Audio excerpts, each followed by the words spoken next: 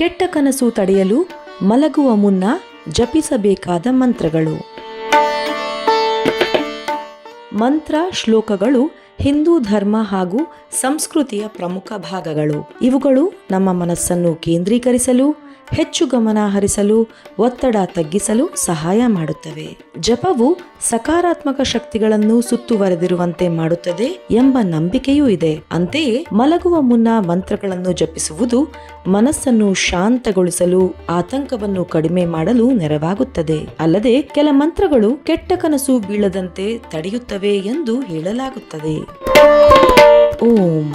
ಓಂ ಎಂಬುದು ಬ್ರಹ್ಮಾಂಡದಿಂದ ಹೊರಬಂದ ಮೊದಲ ಶಬ್ದ ಎಂದು ಹೇಳಲಾಗುತ್ತದೆ. ನಿದ್ರೆಗೆ ಮುನ್ನ ಓಂ ಮಂತ್ರ ಜಪಿಸುವುದು ಉತ್ತಮ ಎಂಬ ನಂಬಿಕೆ ಇದೆ. ಓಂ ಹೊರಸೂಸುವ ಪವಿತ್ರ ಶಕ್ತಿ ಮತ್ತು ಕಂಪನಗಳು ಮನಸ್ಸು ಹಾಗೂ ಆತ್ಮವನ್ನು ಶುದ್ಧೀಕರಿಸುವ ಜೊತೆಗೆ ದಿನವಿಡೀ ಸಂಗ್ರಹವಾಗುತ್ತಿದ್ದ ಯಾವುದೇ ಮಾನಸಿಕ ಗೊಂದಲವನ್ನು ಸಹ ತೆಗೆದುಹಾಕುತ್ತದೆ ಎಂಬುದು ನಂಬಿಕೆ.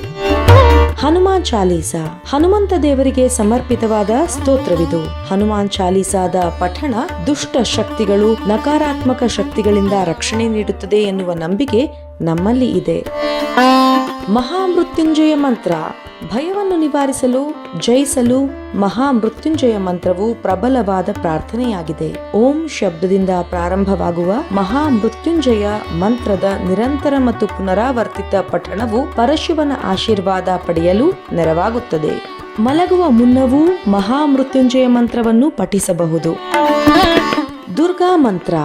ಯಾ ದೇವಿ ಸರ್ವಭೂತೇಷು ನಿದ್ರಾರೂಪೇಣ ಸಂಸ್ಥಿತ ನಮಸ್ತಸ್ಮೈ ನಮಸ್ತಸ್ಮೈ ನಮಸ್ತಸ್ಮೈ ನಮೋ ನಮಃ.